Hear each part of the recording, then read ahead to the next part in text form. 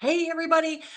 What's the Sedona method? When I think of Sedona, I think of the state. That's right. I mean, I think of the state of Arizona and that beautiful city called Sedona. Today, we're talking about the Sedona method, which is a way of releasing blocks. We're going to dig deeper into that in just a moment. So grab your coffee. It's time for Living with Favor, where we talk about faith, abundance, vitality, overflow, and relationships. I'm Lisa Mosby, your host. Thanks so much for tuning in and letting us offer a bit of advice on business wellness and mind power. My guest today is back from last week. This is Cindy Fritz. Cindy is a certified EFT practitioner, matrix reimprinting and hacking reality coach. She believes that everyone deserves freedom from unwanted emotions and blocks to reach their goals. EFT is a powerful way to help you get there. EFT allows you to access your inner self and release those unwanted feelings and emotional blocks that hold you back from reaching your true potential. We talked about EFT last week, and I would encourage you to go back and check out that episode. We're going to compare it to the Sedona method today, tell you what the difference is. But first, let's welcome Cindy. Thank you so much for being back, coming back. Hi, everybody. I'm glad to be back. This is a wonderful platform. Yeah.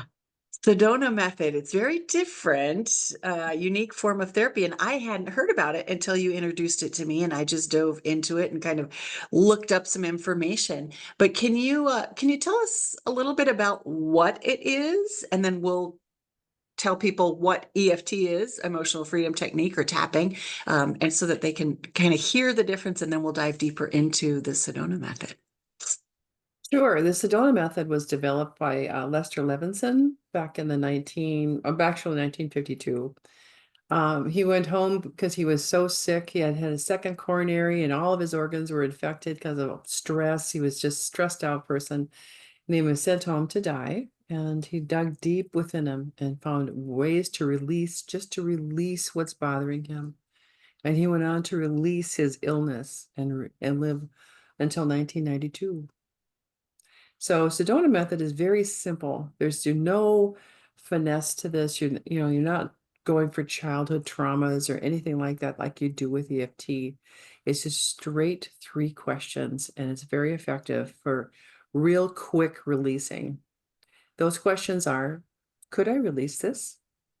And of course, yes, if you want to. Would I do that if I could? Yeah. And when would I do it? And now. And then just deep breath and release. 9 times out of 10, or not that statistic, but often when people are releasing, they feel a physical change in their body because their subconscious releasing is happening. And what you Mhm. can expect from that when you have that is I call it freakish, but it really isn't. It's this nice, all of a sudden there's a sense of calm and presence. Like that particular problem that was running through the back of your brain just isn't there. Yeah. And we don't need any special training or tools or techniques. It's three questions. It's We three can put them questions. on a 3x5 card. I have done that for my clients, actually. Just release everything you can think of. There are techniques to it. So when you immerse yourself in it, I mean, I can go into that if you like, and We will. We'll get there. We're probably. going to get into the idiosyncrasies of it. So we know that it's the three words. It's talking. Let's just go back for those folks that have not didn't see the EFT session, or even if they did. Let's just do a quick refresher, because that's you're certified in EFT. You work with people on a regular basis. You do both of these, but let's compare EFT. You mentioned EFT might go into deeper traumas or childhood traumas. So can you give us a little bit of kind of an overview of that briefly? Briefly, sure. Tapping is tapping on your energy meridians where they cross in your body and sends small amounts of piezoelectricity to your midbrain area called your amygdala, which houses all those traumas and fears. It just helps you to dissipate them. You can tapping is wonderful because you can tap an idea into your consciousness as well as out of. I don't want to feel this way. I'd rather feel like this. You can get to the point where you can put that in. 9 times out of 10, when you can't get relief from what you're working on, then there's usually a childhood trauma that is there. So in that, we do hacking reality or matrix imprinting, same thing, and which we tap on what's called a sore spot and we'll have you find it if we need it, and go and ask which of your younger selves wants to talk about this trauma, and then just wait. And usually a memory will come, and not 9 times out of 10, it doesn't seem to make sense. Why would that be coming back? And then when you get into it and dissect it, that's the very thing that you wanted to highlight.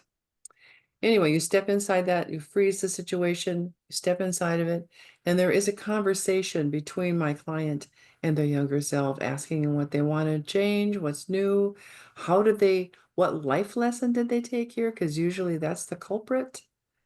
And then when you transform that and change it into something that they would rather think, and then reimprint it into your brain as your new reality. So that's With tapping, you're still asking specific questions. That's the skill set of the practitioner and how you help people walk through that process. We can all tap even without the questions if something comes up. So we can take that technique and that skill set away from our session, but you actually help people walk through that tapping process and sit and wait and hold space for them to bring up the trauma.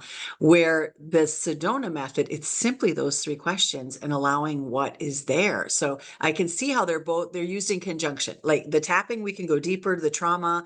And then the Sedona method, it seems like everyday things. You're sitting at a stoplight and something, sets you off and you feel like a trigger or a belief. That's how I've used it. So I think maybe you can refine that, turn the knobs, refine that a little bit more. Is there more to it? The differences in that and how they're used? EFT is a deeper and more succinct way of doing things. I would work on a big trauma that's bugging you with that one. But let's Yeah. say, for instance, you're going to go into a meeting, let's say, and your Yeah. stomach knots and you're afraid, can I Yeah. release this pain I'm feeling in my stomach? Yeah. Would I if I could? Yes. And usually your stomach will settle down. If it doesn't, there's another thought there. It's always that you haven't uncovered it if there's no change. So just keep going with, can I release my fear? Can I release my fear of not being good enough? Can I release my fear of screwing up? Can I release until you feel calm and centered to go into that meeting is a beautiful way to use the Sedona method. And like I've outlined, it's just those three questions, could I, would I, when?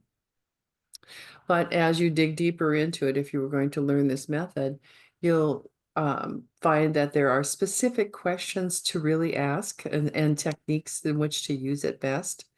Like one, for instance, is a whole category. It's called the wants. And when I first was learning about the wants, they seemed wrong, backwards a little bit, because one of them is, can you release the need for the so-and-so's approval? Well, we want their approval. So I thought, well, I don't want to do that. But really what it is when you really want something, it's the wish not fulfilled. So as long as you really, really want it, you don't feel like you have it. So when you get rid of the wants, you get rid of that block that makes you feel like you don't have it. And there are 4 types of those.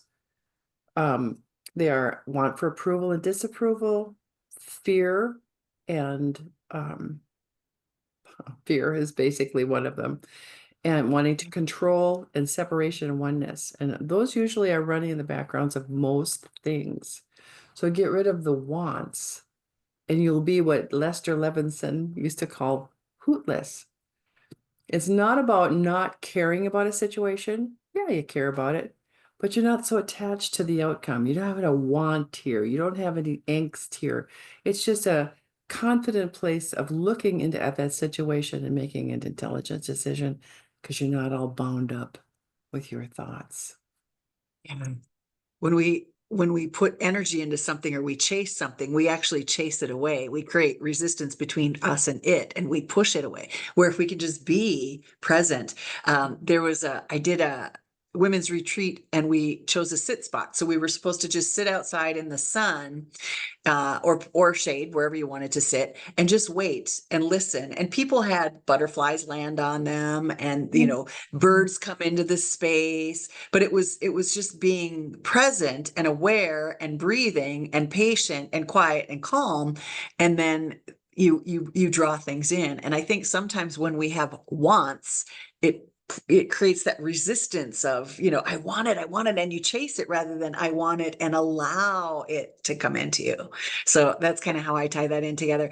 Um, Exactly it what it is. also, yeah, when we're how do I say this gently? We have a little bit of an epidemic about stress and anxiety and, coming out of COVID, so many people like going back into the world, whether it's, we still see some folks wearing a mask that still have a phobia of getting sick or exposed to a virus of some sort, whether it's the COVID virus or another kind of virus, or children that were born during that time maybe didn't play with other kids, or there's these things, there's these underlying energies and behaviors, and I see the Sedona method as something that could actually help us walk through those challenges, those behavioral challenges, just to help you like sit with the emotion, the feeling, allow it to come up and release it.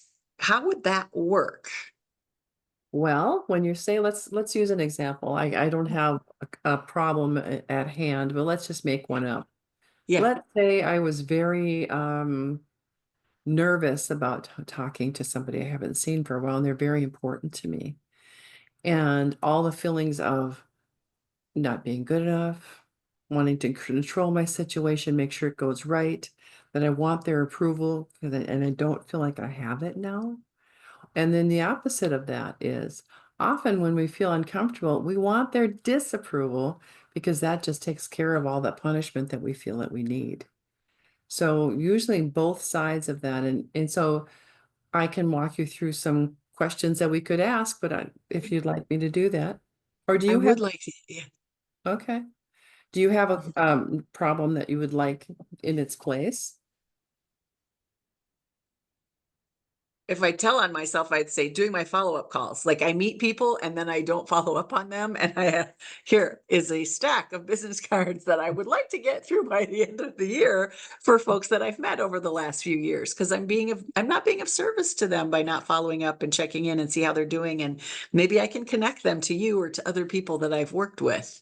But I met them, they crossed my path and I would like to follow up with them. And I just won't pick up the phone and do it. Okay. Do you have any feelings like you already know this is that you already can identify fear or anything like it? Yeah, I don't really have a fear of speaking. I speak for a living, but I think it's a fear of being annoying, or people think um I'm calling to sell them something. Or does Mhm. that, yeah, yeah. When I'll I leave it at do that. this, because I combine both of them, I have you tap on the 9, which is the 9 Okay. gamut point. Normally with Sedona method, you don't have to tap at all. I just think it adds, so I do. Either Yeah. hand. Okay. So can I just invite the feelings in of being annoying? Yes? Just like feels like a lump in my throat. Right. And can you just release that? Yes. Yeah, And would you if you could? I would. And when would you do that? Now. And take a deep breath and let it leave your throat. Deep breath and let it go. Sometimes releasing takes a minute, so I need you to tell me you're done having body sensations and such. Okay. Um, when I think, okay, can you pick up the phone and call somebody? No, I'm starting to get warm on the back of my neck. Okay. Still And- there. All right. And can we release the need for their approval? I gotta have their approval. I got to have it. Can I release the absolute need for their approval? Can you bring that in? Can I release the absolute need for their approval? Yes. And would I if I could? Yes, I would. And when would you do it? No. Deep breath and exhale. Just let it go. Easy, easy, easy. She felt that release kind of in my shoulders and back. Good. Well, that was there. Yeah. There's a couple more here. Yeah. Can I release the need for their disapproval? I know I'm going to get rejected, so let's get it over with. Can I release the need to be disapproved of? Yes. Yes. Would I if I could? Yes. And when? Right now. I really want that. Okay, I'm in the want zone. What I feel is like, yes, I want to release that feeling that I need people's like that disapproval. Like, I don't know. Yeah, I think you hit on it. It's the disapproval more Okay. than being annoying. Hmm. Can I release the fear of being disapproved of? Yeah. Can I release the fear of being disapproved of? Yes. Would I if I could? Yes. And when would I do that? Now. Deep breath and let it go.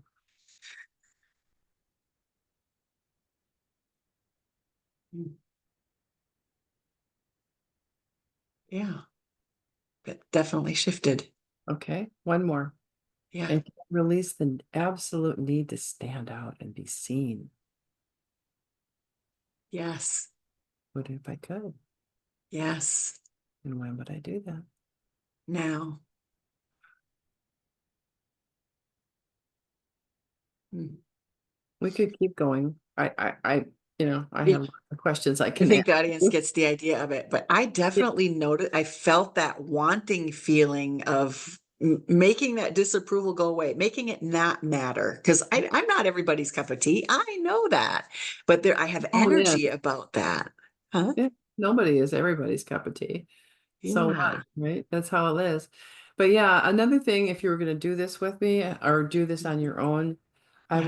would just get rid of the resistance that you have. The resistance is a whole nother way of asking, can I release the resistance I have to doing this and just allow this to be easy?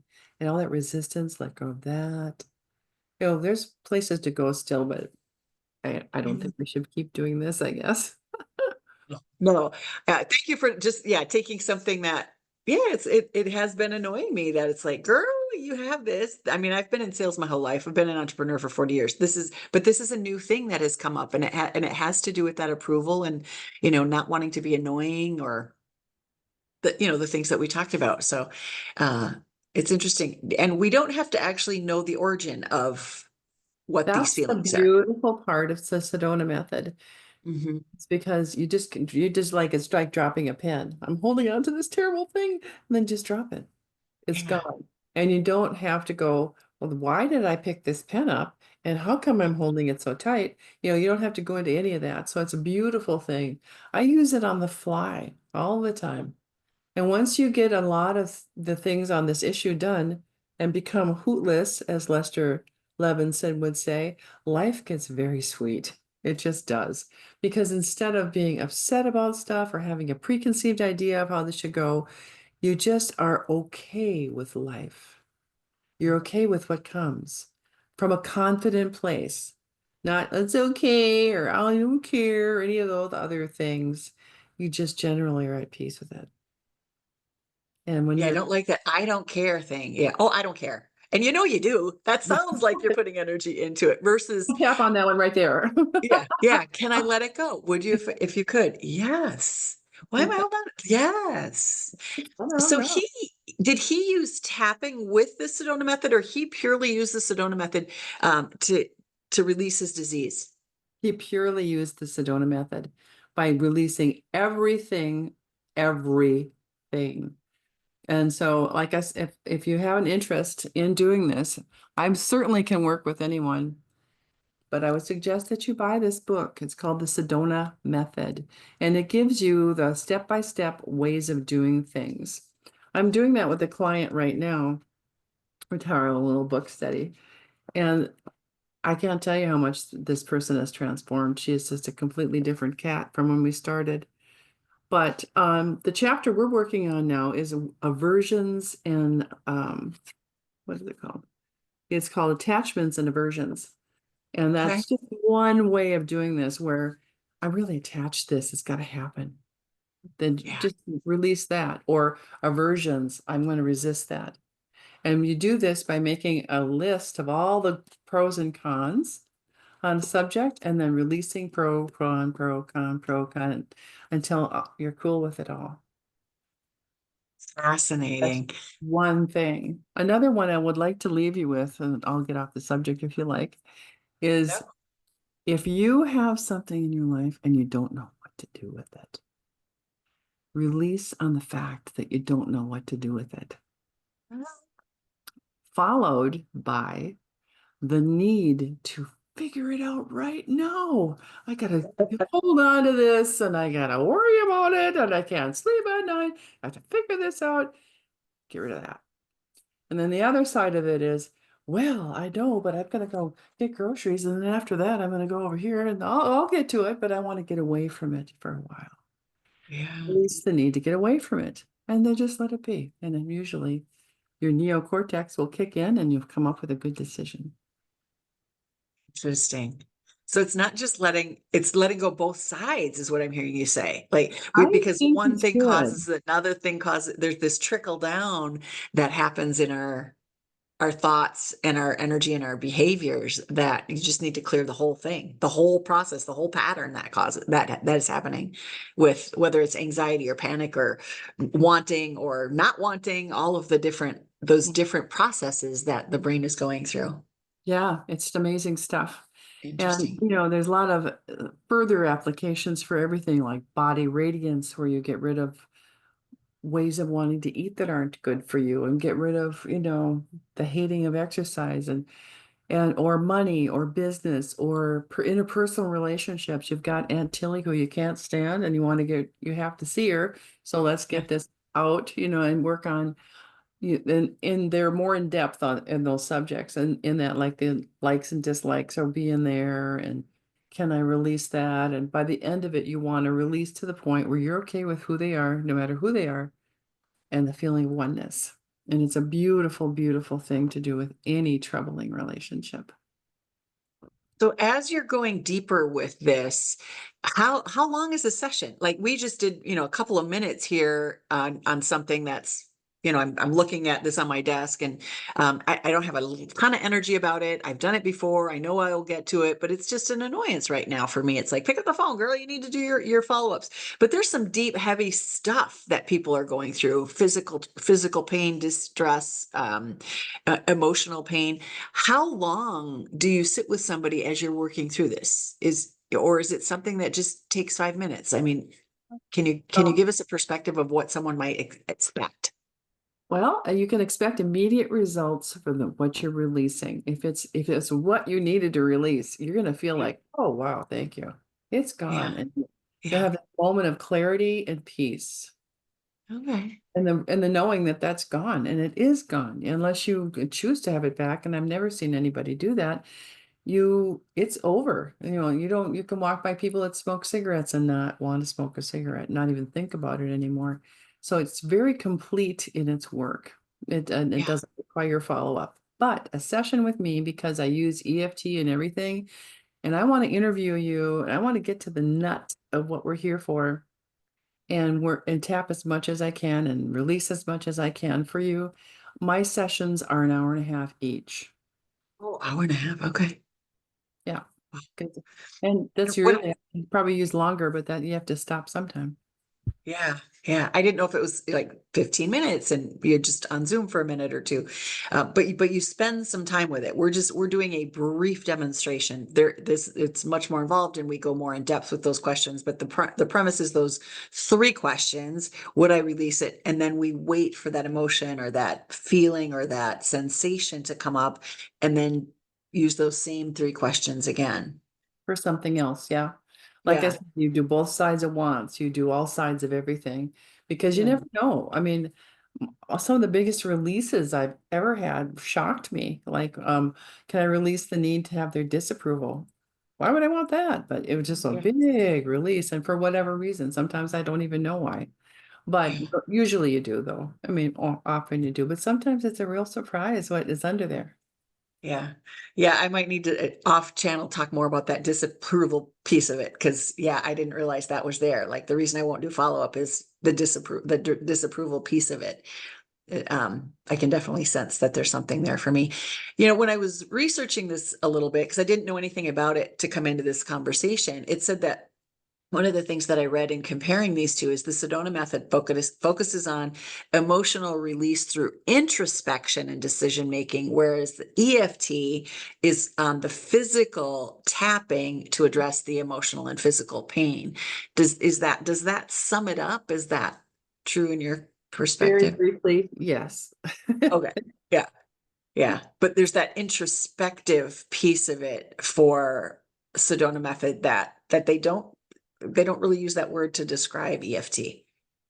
EFT is to me is a powerful technique, and I love Mhm. it, but there's no strategy necessarily. Mhm. Like say for instance, you come to me with what you came with. We tap a little bit, but I'd be looking for the release pieces. What do you need to release? Because it's so much quicker and it gets it done so fast that I like them both. Obviously I do. Tapping, they're both absolutely permanent. Once you get it gone, it's not going to come back to bother you ever again. It's just they both work the same, but there's more of a guideline with the Sedona method, like the questions and oh, let's go through the wants or let's make a like and dislike. There's ways of thinking about that helps you to be more whole and dig quicker, I think. They both work beautifully. Yeah. Yeah, it's very fascinating. And it's the negative emotions and beliefs that are causing the dis-ease in the body. And so what I read said that as he was able to bring those up and release them, and the joy and the happiness came back, it shifted that disease and kind of gently let it disperse from the body.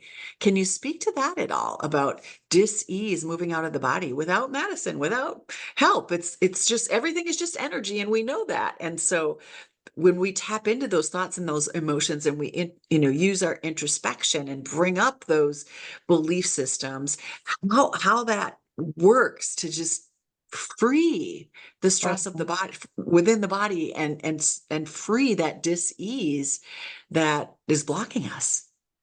well, that's one of the things I love Sedona or EFT for, because Okay. let's say, for instance, underneath your nipples, right on the top of your rib cage, that's your liver point.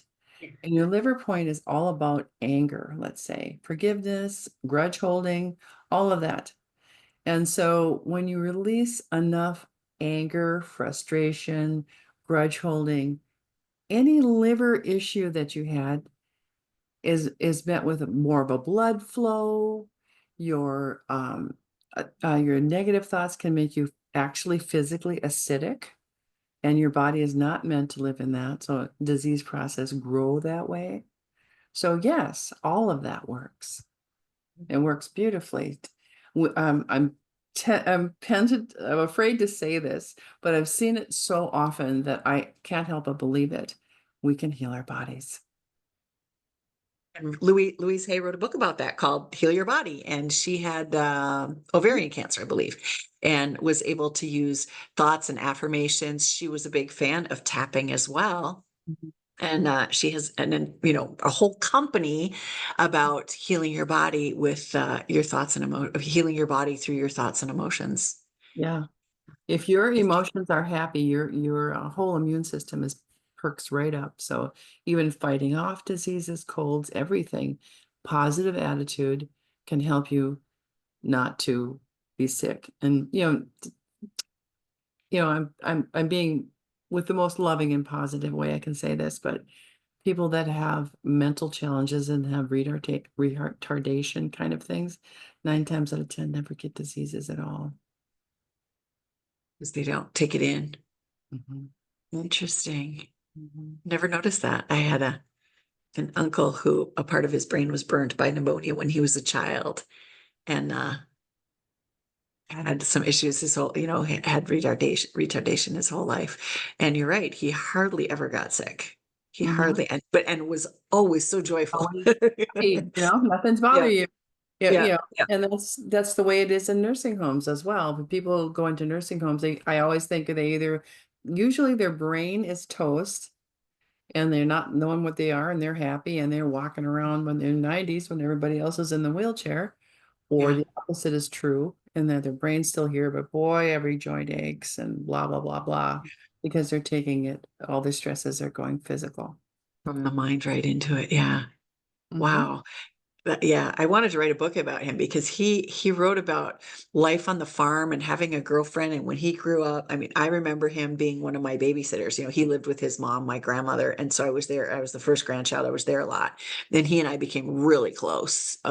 You know, just because I was there and he would tell me stories, and he was always so joyful and happy. Like I think that's where I got my permanent smile from, is just like the pure joy that he would project into the world every day when I would see him. At least I don't know what he was like when I wasn't with him, but in my perspective, he was always happy. So, uh, interesting. Some of the root causes that people have, you know, genetic causes, we can flip switches on, we can flip switches off in our epigenetics when it comes to disease. Do you think that this maybe can flip some of those big switches off? If the switches are emotional, absolutely. Yeah, if they're emotional. Okay. Yeah. And, Yeah. and I can't imagine it wouldn't happen, but that's what I'll tell you for sure. Yeah. Yep. I knew you'd have a language for it, you know, of how to explain it. So, applications, we've shown a couple of applications for these. Are there other applications for the Sedona method that I haven't touched on? You can use it for the Sedona method for everything. I don't, or for most everything. Relationship magic is huge. If you have a relationship problem with somebody else, there's a whole chapter dedicated to steps to take and process this through so you could become oneness and okay with that person. Money is another one. Money is just energy. What's your money block? What you have around you is only what you think you should have. So what makes you think you shouldn't have more? Or the opposite. Why do you have to have more? Because you've got more than enough for everybody. You know what I mean? It's like it goes both ways that way. Um, can be good for organization and for team meeting and team building and organization skills and oneness. The planet wants to remember that we are one.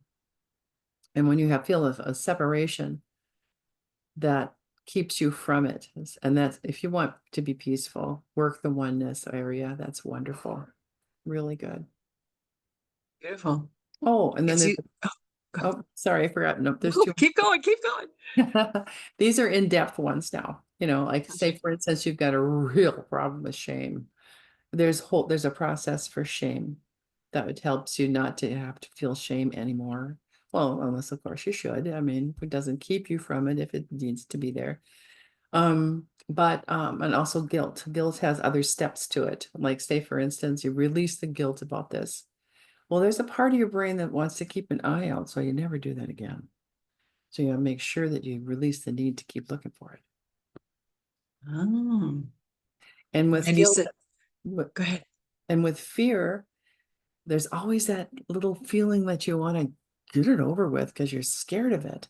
So I'm going to release this fear and the need to make it happen afterwards as a second release. Always just to clean it up, just to make sure. Just like when I told you before about not knowing what to do about something and clean up all sides of it, it's the same thing here. Clean up the fact that who thinks that they're going to want to make their fear happen, but it's in Yeah. When we release something, do we need to fill it up with something else?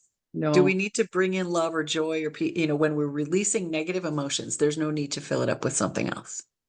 that is a beautiful question because that would be common. You'd think so. You'd have a void in there, but actually, your authentic self, your true self, is one of self-love and appreciation. Mhm. Yeah, that just kind of you just took out the block that kept it from being. Hmm. Interesting. Uh, Anything I'm missing for questions? Because this is new for me. I'm not familiar with the Sedona method, but I was familiar with EFT. So then when we were meeting and chatting and you were walking me through both of these, I was just fascinated with the simplicity. And that's what for me, my company is called Keeping It Simple because I need things to be simple. I am not a complicated person. And this is just, if we could teach this to kids at a elementary level where they could ask those questions and have their feelings and feel the feels and Yeah. then just say, do I want this or not want this? Would I Oh, like to let this go? Yeah. How would that shift our relationship Yeah, I think starting that at? our whole world would be different. If I could change anything like that, I would not let my children be on screens very much. And I would ask them every night when I tucked them into bed at night, let's release this or let's release that. And let's, get into a place where you're peace and calm and go to sleep instead of Yeah. carrying over to tomorrow, today's fear. I think that most any kid would just flourish in that situation because nothing stops you. As Lester Levinson did say, I have to read this because I want to say it right. He says, limitations are not true, and they can be released absolutely and completely. So your natural state is one of happiness, joy, acceptance, this tootlessness, this peace. That's who you really are. And when you get rid of I could call it a veil. Some people call it a story I play in my head.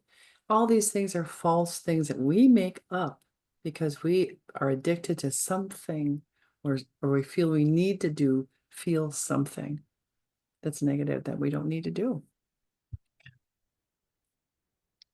Rushing to, like, when you can get to that place of peace that everything is okay, we stop rushing. I find myself rushing a lot, or when I'm late, rather than just accepting I live in divine time, I'm going to be there exactly when I need to be there, and I'm going to be at peace with that. Then the chaos and the rush kind of went away, and it seemed like I had an extra minute or two and I still would arrive on time, but getting rid of that rushing, um feeling, sensation in my body of, oh, there's so much doing and doing and doing, rather than just being human being, rather than Yeah. human doing. And I think that that's what, one of the things that really resonated with me is the sense of peace and calm and confidence in certainty of, yeah, I'm going to release this, or wow, these emotions are coming up and I need some help to release this, one way or the other. But being at peace with it, it's like it's there, it exists, and I'm not going to rush around it. I'm not going to have to try to fix something. It's like, let's just go address this. Maybe we'll just meet with Cindy and we'll just address this. So that peace that you talk about, I very much feel that. I have a sense of what that feels like now, because I'm a person that kind of rushes a lot, and everything is chaos. I'm putting out fires here and there, and I like to just be at peace, and this Mhm. helps you to get there. Yeah, be at peace with that is a wonderful thing. You can certainly get there easily. And then just you can get to the point where even though you're rushing and doing really fast, you can move as fast as you can, but you're calm as can be doing it. Yeah. It's not like you have to move slowly. You can No. be comfortable in the fact and present. Excuse me, I'm having a little sip of water here. Sorry. And you can be comfortable and present in the moment while you're going as fast as you can. That's as possible, just as possible as having to be slow to be peaceful and take a Yeah. reflective moment. You can actually get yourself into a place of most anything. Just got to get in alignment with it. Yeah. Beautiful. All right. Any other thoughts? Final thoughts? I think we'll wrap it up here. Okay. Just know that any pain that you have in your life can be temporary. Any sadness, any depression, any of that is movable. You don't have to feel it. It's not who you are. Yeah. I think this show is a testament to the idea that changing our inner experiences, we can change our outer reality or our physical reality. So embrace that. Don't be fearful of it, and welcome help if there's some things that you're struggling with. There are resources available to us. They're not invasive. In fact, they're simple and easy, and there's people to walk alongside you to process some of the things that you're struggling with. And I'd invite you to reach out to Cindy. Cindy, where can people get in touch with you? Where can they find you? HealingShoresLLC.com. Beautiful. You can Yeah. reach out to her through her website and book an appointment and learn more if there are some questions that you have. And if you can't find that, feel free to reach out to me and I will make sure I get you connected. All right, folks, thank you so much for joining us. If you could use a bit of advice in expanding your business, if you are an entrepreneur or a small business owner, I'd be happy to help you with your social media marketing, getting clear on your voice so that you can spread your message. The world needs you. We need the people who study wellness. And if I can help support your business in any way, I would love to do that. Thanks for joining us this week, and we hope to see you next week. Come on back. We'll have another special guest. Thanks, everybody. Thank you.